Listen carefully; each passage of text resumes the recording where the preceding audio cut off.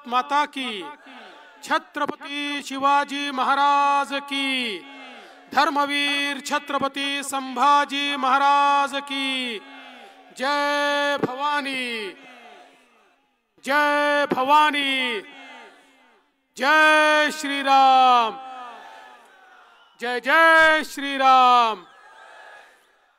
हिंदवी स्वराज्याचे सरसंस्थापक छत्रपती शिवरायांना मानाचा मुजरा करतो। भारतीय राज्यघटनेचे शिल्पकार भारतरत्न डॉक्टर बाबासाहेब आंबेडकर यांना मानवंदना अर्पित करतो। भैरवनाथ महाराज, वागेश्वर महाराज, नागेश्वर महाराज यांना अभिवादन करतो। महात्मा ज्योतिबा फुले, क्रांतिज्योती सावित्रीबाई फुले, क्रांतीवीर उमाजी नाईक, शिवराम हरी राजगुरू या सर्व महान लोकांना या ठिकाणी वंदन करतो।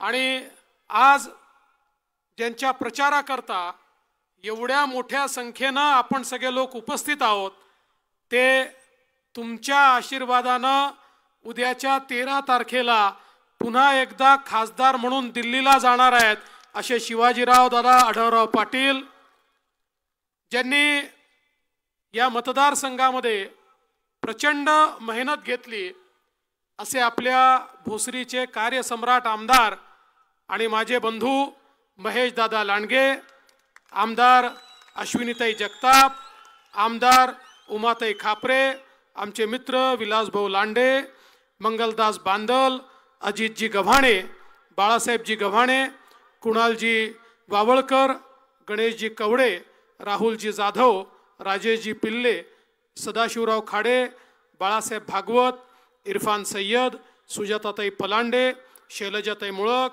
राम गावडे, मंचावरील सर्व मान्यवर आणि या ठिकाणी उपस्थित सर्व माता भगिनी आणि बंधूंनो, खरं म्हणजे कोणाचं नाव सुटलं असेल तर नावं लिहून देणाऱ्याची चूक आहे, माझी नाही आहे, तरी देखील क्षमा मागतो।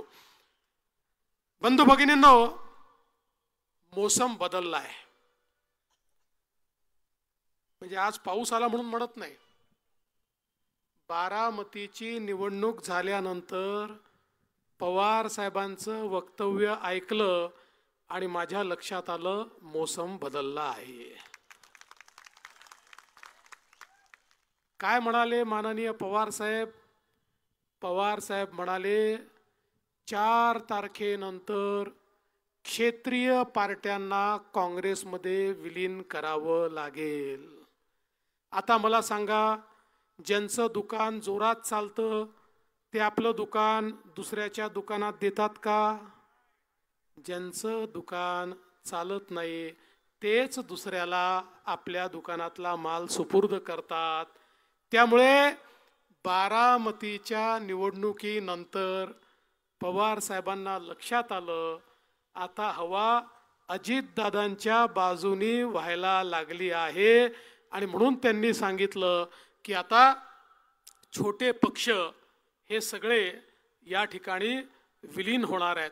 आणि मला विश्वास आहे केवळ पवार साहेबांचा पक्ष नाही, आमच्या उद्धवजी ठाकरे यांचेही friend philosopher and guide Pawar साहेबच आहेत। पवार साहेब म्हणतील तेच त्या ठिकाणी होतं। त्यामुळे पवार साहेबांचा पक्ष आणि उद्धवजींचा पक्ष पवार साहेब 4 तारखेनंतर काँग्रेसमध्ये घेऊन चालले आहेत। पण आजच माननीय प्रधानमंत्र्यांनी सांगितलं की पवार साहेब, काँग्रेस डुबती नाव आहे, तुमच्या कुठल्याही अपेक्षा तिथे पूर्ण होणार नाही, तेही डुबणार आणि तुम्हालाही डुबवणार आहेत। तुम्हाला खरंच जर काही करायचं असेल तर तुम्ही अजित पवारांसोबत आणि या ठिकाणी उद्धव ठाकरेंनी एकनाथराव शिंदेसोबत यावं, खऱ्या राष्ट्रवादी सोबत आणि खऱ्या शिवसेनेसोबत यावं। बंधू भगिनींनो, खरं म्हणजे आज आपण पाहतोय ही अतिशय महत्त्वाची निवडणूक या ठिकाणी होते। पिंपरी चिंचवड सारखा आपलं शहर, हा सगळा भोसरीचा भाग गेल्या अनेक वर्षात मोठा झालाय आणि मी नेहमी असं म्हणतो की पिंपरी चिंचवड महानगरपालिकेचं जे क्षेत्र आहे हा एक प्रकारचा छोटा महाराष्ट्र आहे। या ठिकाणी आमच्या विदर्भातले लोक आहेत, या ठिकाणी खानदेशातले लोक आहेत, या ठिकाणी पश्चिम महाराष्ट्रातले लोक आहेत, महाराष्ट्राच्या सगळ्या भागातले लोक हे या पिंपरी चिंचवडमध्ये आपल्याला या ठिकाणी राहायला आणि पाहायला मिळतात। आणि मला एक गोष्ट निश्चितपणे या ठिकाणी सांगायची आहे, खरं म्हणजे या शहराच्या जडणघडणीमध्ये अनेक लोकांनी महत्त्वपूर्ण आणि मोलाचा वाटा या ठिकाणी उचलला। पण 2014 साली मला मुख्यमंत्री म्हणून काम करण्याची संधी मिळाली आणि आमचे लक्ष्मणभाऊ जगताप आणि महेशदादा लांडगे यांच्यामुळे या शहराशी अतिशय जवळचा संबंध आला आणि वेगवेगळ्या प्रकारचे निर्णय या शहराकरता आपण घेऊ शकलो। मग पिण्याच्या पाण्याकरता या ठिकाणी आंध्रतनं पाणी देण्याचा विषय असेल, या ठिकाणी शास्तीकर रद्द करण्याचा विषय असेल, या ठिकाणच्या मेट्रोचा विषय असेल, या ठिकाणी प्रधानमंत्री आवास योजनेतनं 20,000 घरं बांधण्याचा विषय असेल, या ठिकाणी कचऱ्याचा त्या ठिकाणी प्रक्रियेचा विषय असेल, या महानगरपालिकेला आधुनिक बनवण्याचा विषय असेल, सातत्याने या शहराच्या परिवर्तनाकरता सरकार म्हणून आम्ही शहराच्या पाठीशी राहिलो। आणि मी खरोखर या निमित्ताने सांगू इच्छितो, महेशदादा लांडगे यांच्यासारखा एक आमदार की ज्यांनी सातत्याने विषयांचा पाठपुरावा केला आणि ते सगळे विषय मार्गी लावले। आणि म्हणून मगाशी दादा झालेल्या कामांचं श्रेय मला देत होते, पण ते माझं श्रेय नाही आहे, ते सगळं श्रेय हे महेशदादा लांडगे यांचं आणि आमच्या स्वर्गीय लक्ष्मणभाऊंचं आहे, हे या निमित्ताने मी आपल्याला स्पष्टपणे सांगतो। आज आपण पाहतोय आपल्याकडे काही समस्या देखील या ठिकाणी आहेत। रेड झोनचा विषय दादा तुम्ही मांडला, आढळराव पाटलांनी सातत्याने त्याचा पाठपुरावा केलाय। मागच्या काळामध्ये आपण रेड झोनचा मुद्दा एका टप्प्यावर आणला होता, पण काही कारणाने तो राहिलाय। पण मी तुम्हाला विश्वास देतो, तिसऱ्यांदा मोदी साहेब पंतप्रधान होतील, आढळराव पाटील खासदार होतील, पुन्हा एकदा संरक्षण मंत्र्यांकडे आपण सगळे जाऊ, आवश्यकता पडली तर प्रधानमंत्र्यांकडे जाऊ आणि त्या ठिकाणी निश्चितपणे हा रेड झोनचा विषय हा या ठिकाणी आपण सगळे मिळून निश्चितपणे सोडू। खरं म्हणजे एवढंच नाहीये, आज हा सगळा जो भाग आहे, बाजूला देहू आहे, या ठिकाणी अत्यंत महत्त्वाचा सगळा भाग आहे आणि इंद्रायणी सारखी नदी आपल्याकडे वाहते, पण अतिशय प्रदूषित झाली आहे। आणि म्हणून आपण आता इंद्रायणी नदीला देखील प्रदूषणापासून मुक्त करण्याचं काम सुरू केलं आहे। इकडे पुण्यामध्ये मुळा मुठा असो, इकडे इंद्रायणी असो, नदी सुधार कार्यक्रम हातामध्ये घेतलाय। शेवटी पर्यावरण जर चांगलं राहिलं तर निश्चितपणे मोठ्या प्रमाणात आपल्याला काम करता येतं आणि लोकांचं आरोग्य देखील राखता येतं। ते काम देखील या ठिकाणी सुरू केलं। आपल्याला कल्पना आहे, मागच्या काळामध्ये मेट्रो कनेक्टिव्हिटी आपण या ठिकाणी दिली, पिंपरी चिंचवडमध्ये मेट्रो आपण आणली आणि आता काही दिवसात पिंपरी ते निगडी मेट्रोच्या मार्गाचं भूमिपूजन देखील या ठिकाणी आपण करणार आहोत आणि याची प्रक्रिया देखील आता निविदेची सुरू झाली आहे। आणि याचा जो मार्ग आहे, हिंजवडी, वाकड, पिंपळे सौदागर, भोसरी, चाकण, अशा प्रकारे संपूर्ण भाग हा आपण या ठिकाणी जोडणार आहोत। आणि त्यासोबत आपल्याला माहिती आहे, पिंपरी चिंचवडची आणि पुण्याची मेट्रो जोडून पुण्याचा पिंपरी चिंचवडचा आणि त्यासोबत हा जो काही PMRDAचा भाग आहे, याचा एक इंटिग्रेटेड प्लॅन हा आपण तयार केलेला आहे की ज्या प्लॅनच्या माध्यमातून या शहरातला ट्रॅफिक हा कमी करता येईल आणि लोकांना आवागमन करण्याकरता मोठ्या प्रमाणात आपल्याला मदत करता येईल आणि त्या दृष्टीने देखील आपलं काम चाललंय। आज खरं म्हणजे आपण पाहतो की इकडनं वेगवेगळ्या शहरांना आज पुणे, पिंपरी चिंचवड या भागातनं रस्ते जातात, नगरकडे असेल, सोलापूरकडे असेल, वेगवेगळ्या आपल्या शहरांना जी काही कनेक्टिव्हिटी आहे, या पुणे आणि पिंपरी चिंचवडच्या भागामध्ये शहरातनं बाहेर निघणं कठीण आहे। आणि बाहेर निघाल्यानंतर तर अशी अवस्था होते की त्या ठिकाणी 30-40 किलोमीटर जायला 2-2, 2.5 तास लागतात। आज खरं म्हणजे एक प्रकारचा औद्योगिक क्लस्टर हे आपल्या पुणे जिल्ह्यामध्ये आहे, पण आपल्या MIDC मध्ये पोचायला देखील इतका त्रास आहे की अलीकडच्या काळात उद्योजक येतात तर ते म्हणतात बाकी सगळं तुमच्याकडे चांगलं आहे, पण या ट्रॅफिकचं काहीतरी करा। मध्यंतरीच्या काळामध्ये शिंदे साहेब, अजितदादा, आम्ही गडकरी साहेबांसोबत बसलो आणि त्या ठिकाणी या सगळ्या रस्त्यांना डिकंजेस्ट करण्याकरता दोन मजली 3 मजली अशा प्रकारच्या रस्त्यांचं आम्ही प्लॅनिंग केलंय की ज्याच्यामध्ये खाली पण रस्ता राहील, त्याच्यावरही रस्ता राहील आणि त्याच्यावरून आपल्याला मेट्रो नेता येईल अशा प्रकारचे 3-3 मजली रस्ते तयार करून या ठिकाणी आपण हा सगळा भाग डिकंजेस्ट करणार आहोत आणि त्याचाही DPR हा तयार झाला आणि आम्ही देखील राज्य सरकारच्या वतीनं सांगितलं की याकरता आवश्यक तो सगळा निधी हा आम्ही राज्य सरकारच्या माध्यमातून या ठिकाणी निश्चितपणे देणार आहे। त्यामुळे एक आधुनिक शहर हे तयार करण्याचा आपला प्रयत्न आहे। आपल्याला माहिती आहे आपल्या PMPL मध्ये मोठ्या प्रमाणात आपण त्या ठिकाणी इलेक्ट्रिक बसेस आणल्या आणि आज PMPL ही देशातली सगळ्यात जास्त इलेक्ट्रिक बस असलेली त्या ठिकाणी संघटना तयार झाली आहे, कारण आपल्याला पर्यावरण पूरक अशा प्रकारचं काम हे या भागामध्ये करायचं आहे। बंधू भगिनींनो, हे सगळं होत असताना खऱ्या अर्थानं आपण जर बघितलं असेल तर ही जी महायुती आहे ही विकास करणारी महायुती आहे आणि या ठिकाणी आपल्या समोर जे उमेदवार उभे राहिले आहेत खरं म्हणजे चांगले कलावंत आहेत, चांगले नाटककार आहेत, चांगले सिने कलाकार आहेत, पण ते कलाकारच राहिले, ते खासदार नाही होऊ शकले। बंधू भगिनींनो, मी त्यांना एकच गोष्ट सांगितली की जो नागरिक असतो, जो प्रेक्षक असतो, जो चोखंदर रसिक असतो, तो एखाद्या नाटकाला आणि सिनेमाला पाहायला तिकीट काढून जातो, पण तो सिनेमा जर फ्लॉप असला, ते नाटक जर फ्लॉप असलं तर तो दुसऱ्यांदा तिकीट काढत नाही।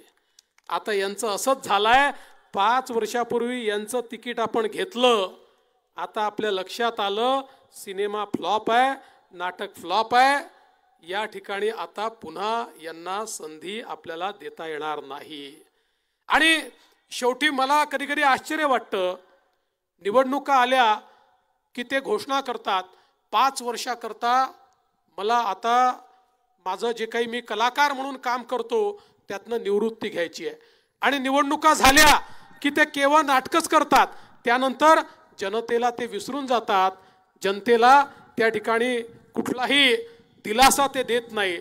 पण मला फार आनंद वाटला, या शिरूर मतदारसंघाचे लोक इतके हुशार आहे, या ठिकाणी एखाद्याला त्याची जागा दाखवण्याची जी काही पद्धत आहे ती मला इतकी आवडली। ते गावोगावी गेले, लोकांनी स्वागत केलं, हार घातला, शाल घातली, त्यांना वाटलं काय आपलं स्वागत होत आहे, आणि मग त्यानंतर त्यांना विचारलं 5 वर्षांनी येत आहे, आत्तापर्यंत कुठे होतात आणि आता कशाला आलात। मला असं वाटतं ही जी अभिनव पद्धत या ठिकाणी आपण सगळ्यांनी तयार केली आहे त्यातनं त्यांनी बोध घ्यायला हवा। बघा, एकीकडे 5 वर्ष त्यांना आपण खासदार बनवल्यानंतरही ते आपल्याला दिसले नाही, आणि आढळराव पाटील 5 वर्ष खासदार नव्हते तरी देखील पूर्णपणे या ठिकाणी आपल्याकरता काम करत होते आणि आपल्या समस्या मांडत होते।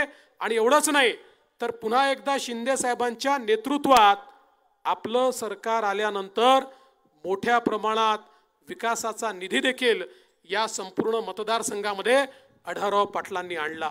आणि म्हणून बंधू भगिनींनो, खरं म्हणजे आपण जर बघितलं तर ही जी निवडणूक आहे ही काही ग्रामपंचायतची, जिल्हा परिषदेची निवडणूक नाही आहे, ही विधानसभेची निवडणूक देखील नाही आहे, ही देशाच्या लोकसभेची निवडणूक आहे। आपल्याला आपल्या देशाचा नेता निवडायचा आहे, जो आपल्या देशाला मजबूत ठेवू शकतो, सुरक्षित ठेवू शकतो, विकासाकडे नेऊ शकतो, जो नेता सामान्य माणसाच्या आशा, आकांक्षा आणि अपेक्षा पूर्ण करू शकतो, अशा प्रकारचा नेता निवडण्याकरता ही निवडणूक या ठिकाणी आहे।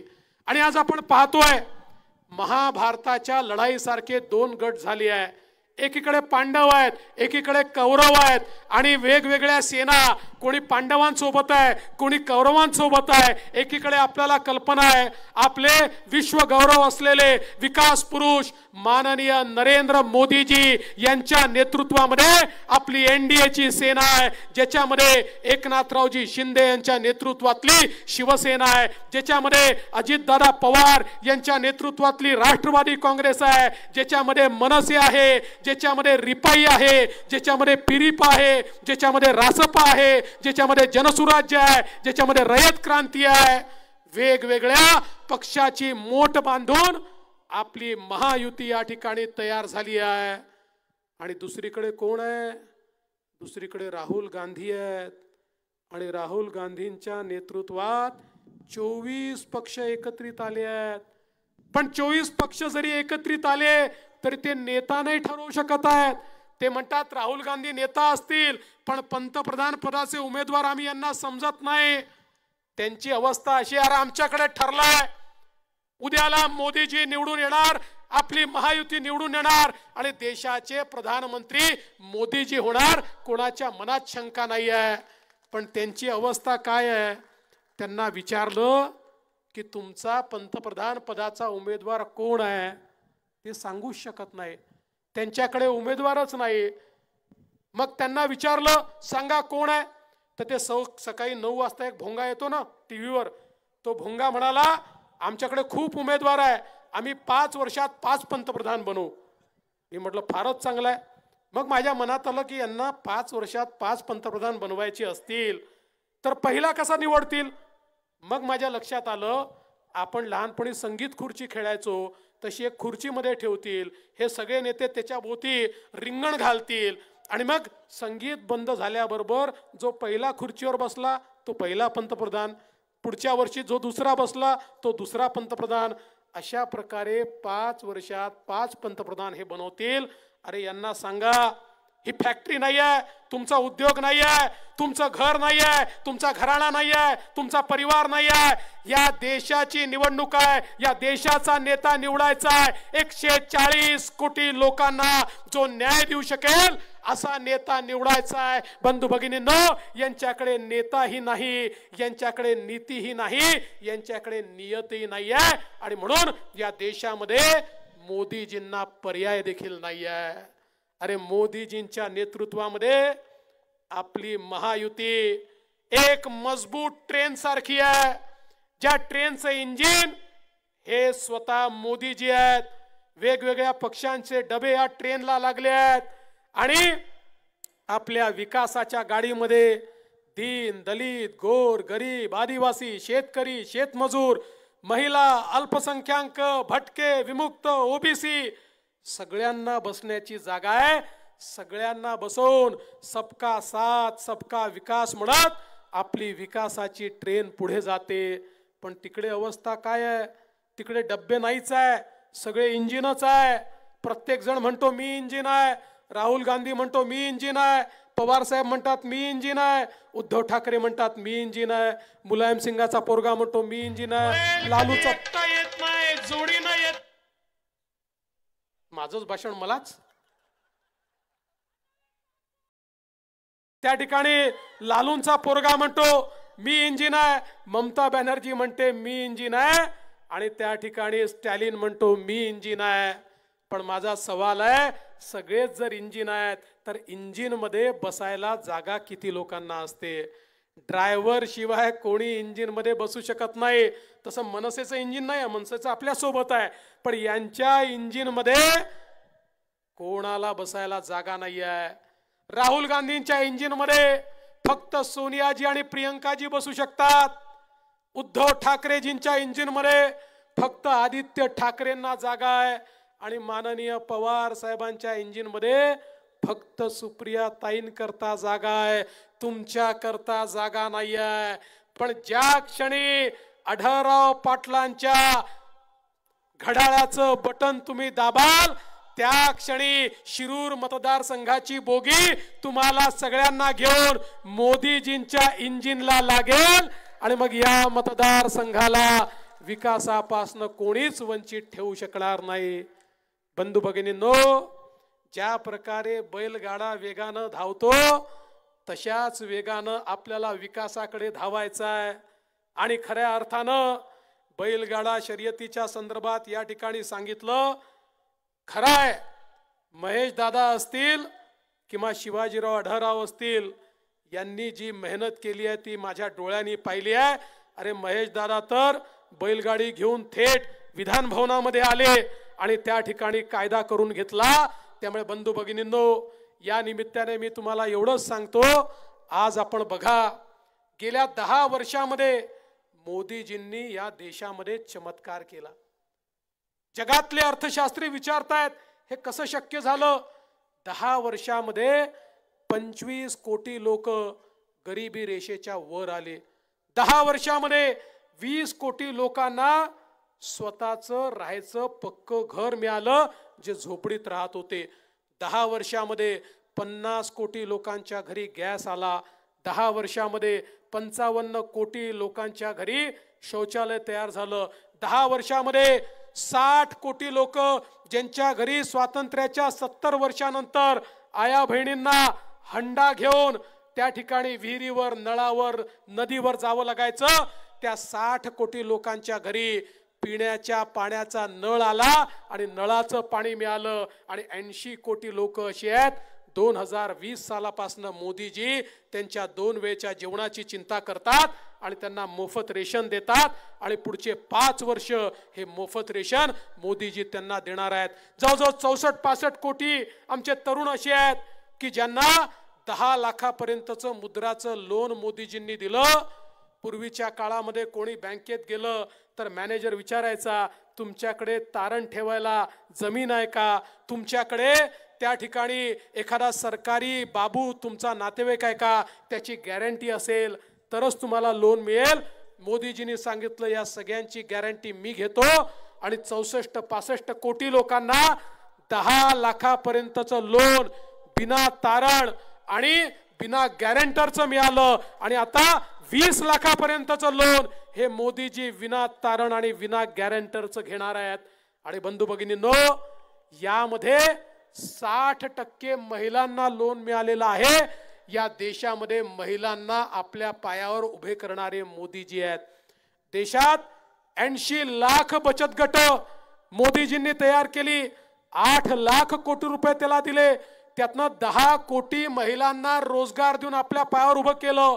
आता त्यातल्या 3 कोटी महिलांना मोदीजी लखपती बनवतायत आणि मोदीजींनी सांगितलंय येत्या काळामध्ये 10 कोटी महिलांना लखपती मोदीजी बनवणार आहेत। देशामध्ये पहिल्यांदा महिलांचा विचार करणारे प्रधानमंत्री म्हणून मोदीजींकडे पाहिलं जात आहे। आज तर आमच्या मंचावर कमी महिला दिसतायत, पण 2026 नंतर हे चालणार नाहीये।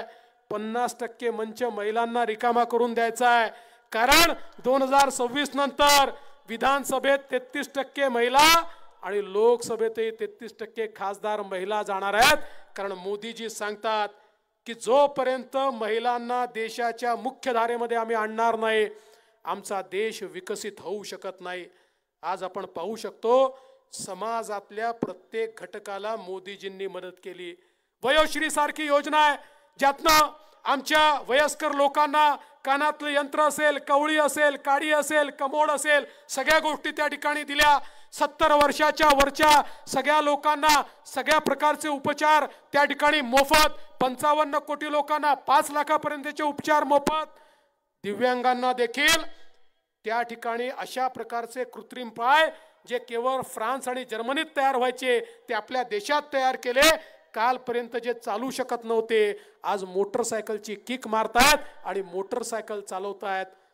बंधू भगिनींनो, आमच्या 12 बलुतेदारांचा विचार, आमच्या पारंपरिक व्यावसायिकांचा विचार या देशात कुठल्याच प्रधानमंत्र्यांनी केला नव्हता। गावगाड्यामध्ये इतके वर्ष ज्यांनी अर्थकारण केलं अशा प्रकारचे आमचे लोक मोदीजींनी त्यांच्या करता 14,000 कोटी रुपयाची विश्वकर्मा सारखी योजना आणली। आमचे केस कापणारे, आमचे लोहार, आमचे सुतार, त्या ठिकाणी वेगवेगळे पारंपरिक व्यवसाय करणारे, या सगळ्यांकरता योजना आणली आणि या योजनेच्या अंतर्गत त्यांचा व्यवसाय आधुनिक करता आला पाहिजे, त्यांच्या पुढच्या पिढीला तो देता आला पाहिजे, त्यात आधुनिक यंत्र घेता आले पाहिजे, त्यांना वित्तीय सहाय्य मिळालं पाहिजे, त्यांना नवीन प्रशिक्षण मिळालं पाहिजे आणि त्यांचा धंदा लोकल नाही तर ग्लोबल झाला पाहिजे। अशा प्रकारची योजना मोदीजींनी या ठिकाणी तयार केली। अनुसूचित जातीच्या आमच्या तरुणांना स्टँडअपच्या माध्यमातून उद्योजक बनवलं। आदिवासी समाजाकरता 24,000 कोटी रुपयाची योजना मोदीजींनी आणली आणि त्या माध्यमातून समाजामध्ये एक मोठं परिवर्तन मोदीजींनी घडवलं। बंधू भगिनींनो, आठवा तो कोविडचा काळ, ज्या काळामध्ये आपल्या नातेवाईकांकडे जायची चोरी होती, मौत मिट्टीला लोक जात नव्हते, प्रत्येकाच्या मनामध्ये चिंता होती, माझ्या परिवारातले लोक वाचतील का, आम्ही पुढचा दिवस पाहू का, पुढे कसं होईल, सगळ्यांच्या नजरेसमोर अंधकार होता। आणि त्या काळामध्ये जगाच्या पाठीवरचे एक्सपर्ट म्हणायचे भारतामध्ये 40-50 कोटी लोक तरी मरतील, त्यांना कोणीच वाचवू शकत नाही। जगाच्या पाठीवर केवळ 4 देशांनी कोविडची लस तयार केली होती। त्यांना वाटत होतं भारत भीक मागत आमच्याकडे येईल, पण मोदीजींना माहिती होतं त्या देशांना भीक मागितली तरी ते पहिले स्वतःच्या नागरिकांना लस देतील, मग माझ्या नागरिकांना लस देतील आणि माझ्या नागरिकांना एवढे दिवस मरण्याच्या वाटेवर मी ठेवू शकत नाही। आणि म्हणून मोदीजींनी देशातले शास्त्रज्ञ एकत्रित केले, त्यांना रिसोर्सेस दिले, त्यांना रॉ मटेरियल दिलं। अनेक रॉ मटेरियल असं होतं जे भारतात उपलब्ध नव्हतं, मोदीजींनी इंटरनॅशनल डिप्लोमसीच्या माध्यमातून ते सगळं रॉ मटेरियल या ठिकाणी आणलं आणि त्या माध्यमातून आपल्याच देशामध्ये कोविडची लस तयार केली आणि 140 कोटी लोकांना 2 वेळा लस मोफत त्या ठिकाणी टोचली। आज तुम्ही आणि आम्ही जिवंत आहोत कारण मोदीजींची लस आपल्यापर्यंत पोहोचली आहे। पण बंधू भगिनींनो, एवढापर्यंत सीमित नाही आहे। मी मॉरिशस नावाच्या देशात गेलो होतो। आपल्या मराठी लोकांनी मॉरिशसमध्ये छत्रपती शिवरायांचा पुतळा लावला, त्याचं उद्घाटन केलं। उद्घाटन करून मॉरिशसच्या राष्ट्रपतींकडे गेलो। आफ्रिकन ओरिजिनचे हे राष्ट्रपती होते। त्या राष्ट्रपतींना भेटल्यानंतर ते म्हणाले, फडणवीसजी तुम्ही माझे धन्यवाद मोदीजींना सांगा। म्हटलं कशा करता मोदीजींना धन्यवाद? म्हणाले कोविडच्या काळामध्ये मोदीजींनी आम्हाला लस दिली म्हणून माझा मॉरिशस जिवंत आहे, नाही तर माझा मॉरिशस बेचिराग झाला असता आणि म्हणून आम्ही मोदीजींना आता आपला नेता मानतो। आणि बंधू भगिनींनो, असं सांगणारे 100 देश आहेत, 100 देश की जे म्हणतात आम्ही मोदीजींमुळे जिवंत आहोत। आज आपला नेता केवळ भारताचा नेता नाही आहे, 100 देशाचे राष्ट्रपती आणि प्रधानमंत्री हे मोदीजींना आपला नेता मानतात। अशा प्रकारचं वैश्विक नेतृत्व आज मोदीजींनी आपल्याला दिलाय। आणि म्हणून ही गल्लीची निवडणूक नाही आहे, ही दिल्लीची निवडणूक आहे। देश कोण सुरक्षित ठेवू शकेल त्याचा फैसला आपल्याला करायचा आहे। मोदीजींनी आज इतक्या मोठ्या प्रमाणात आपली अर्थव्यवस्था त्या ठिकाणी वाढवली, 12व्या क्रमांकावर 5व्यावर आली, आता ती 3ऱ्या क्रमांकावर चालली आहे। अरे यूपीए सरकारच्या काळामध्ये रस्ते असतील, वीज असेल, पाटबंधारे असेल, पुलं असतील, इन्फ्रास्ट्रक्चरवर वर्षाला 1 लाख कोटी खर्च व्हायचे। मोदीजींच्या काळात वर्षाला 13 लाख कोटी रुपये खर्च झाले। आणि म्हणून आज आपण पाहतोय देशामध्ये जे इन्फ्रास्ट्रक्चर तयार होत आहे हे मोदीजींमुळे होत आहे। मी तर तुम्हाला विनंती करतो, आठवा तो काळ, ज्या काळामध्ये मुंबईमध्ये बॉम्बस्फोट व्हायचे, पुण्याला बॉम्बस्फोट व्हायचे, बंगलोरला बॉम्बस्फोट व्हायचे, वाराणसीला बॉम्बस्फोट व्हायचे, आमचे तेव्हाचे प्रधानमंत्री काय करायचे? बॉम्बस्फोट झाला की निषेध करायचे, पुन्हा बॉम्बस्फोट व्हायचा मग तीव्र शब्दात निषेध करायचे, पुन्हा बॉम्बस्फोट व्हायचा मग अति तीव्र शब्दात निषेध करायचे, मग पुन्हा बॉम्बस्फोट व्हायचा, मग कागदपत्र घ्यायचे आणि अमेरिकेच्या राष्ट्रपतीकडे जायचे आणि म्हणायचे बघा हे आमच्याकडे पुरावे आहेत, आमच्याकडे पाकिस्तान बॉम्बस्फोट करतोय, तुम्ही जरा त्याला रागवा। 140 कोटीचा प्रधानमंत्री इतका लाचार होता की परत पाकिस्तान आमच्याकडे येऊन त्या ठिकाणी बॉम्बस्फोट करायचा। मोदीजी देशाचे प्रधानमंत्री झाले, मोदीजींनी या देशामध्ये एक नवीन पद्धती आणली। आतंकवाद्यांना माहिती नव्हतं, आतंकवाद्यांनी पुन्हा देशात बॉम्बस्फोट केले, आमच्या जवानांना त्या ठिकाणी मारलं। पण यावेळी हा नवीन भारत होता। मोदीजींनी थेट सर्जिकल स्ट्राइक आणि एअर स्ट्राइक करून पाकिस्तानमध्ये घुसून आतंकवाद्यांना त्याच ठिकाणी मारलं। बंधू भगिनींनो बघा, 2019 नंतर पाकिस्तानच्या बापाची हिम्मत झाली नाही भारतामध्ये एक बॉम्बस्फोट करण्याची, कारण त्यांना माहिती आहे आपला बाप नवी दिल्लीमध्ये बसलाय, हा घुसून मारतो। आणि आज अवस्था अशी आहे, अरे भारताची प्रगती बघा, भारताने फायटर जेट बनवलं, भारताने फायटर हेलिकॉप्टर बनवलं, भारताने पाणबुडी बनवली, भारताने फायटर जहाज बनवलं, भारताने तोफा बनवल्या आणि भारताने अग्नीसारखं मिसाईल बनवलं।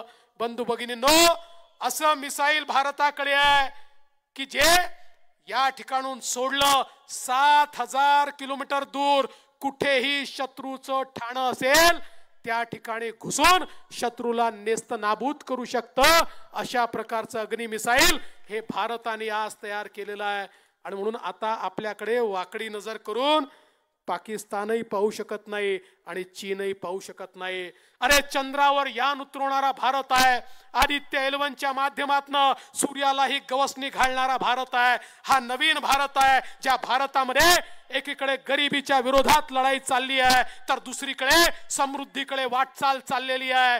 एकीकडे सामान्य माणसाला अधिकार मिळतोय, तर दुसरीकडे तरुणाईच्या स्वप्नांना पंख मिळत आहेत। अशा प्रकारचा भारत आज निर्मित होतोय। आणि म्हणून बंधू भगिनींनो, मी तुम्हाला विनंती करण्याकरता आलो आहे, देशाचं नेतृत्व निवडायचं आहे, देशामध्ये एक मजबूत सरकार तयार करायचं आहे। देशाचं नेतृत्व निवडण्याकरता 13 तारखेला आपल्याला संधी मिळाली आहे। 13 तारखेला आढळराव पाटलांच्या घड्याळाचं बटन ज्यावेळी आपण दाबू, मतदान तर आढळराव पाटलांना मिळेल, पण तुमचा आशीर्वाद नरेंद्र मोदीजींना तिसऱ्यांदा प्रधानमंत्री करण्याकरता मिळेल। त्यामुळे भोसरीकरांनो, तुम्हाला माझी विनंती आहे, तुम्हाला तिसऱ्यांदा मोदीजी हव्यात ना? प्रधानमंत्री म्हणून पाहायचंय ना? विकसित भारत करायचा आहे ना? आशा आकांक्षा पूर्ण करायच्या आहेत ना? तरुणाईला पंख फुटू द्यायचे आहेत ना? प्रत्येकाचं कल्याण करायचं आहे ना? तर मग 13 तारखेला या ठिकाणी आढळराव पाटलांना मतदान करा आणि 5 वर्षाकरता पुन्हा मोदीजींच्या गॅरंटीने हा देश पुढे नेण्याकरता आशीर्वाद द्या, एवढीच विनंती करतो आणि माझं बोलणं संपवतो। जय हिंद, जय महाराष्ट्र। धन्यवाद साहेब। 2 मिनिटं या ठिकाणी आपण एक घोषणा करणार आहोत आणि त्यानंतर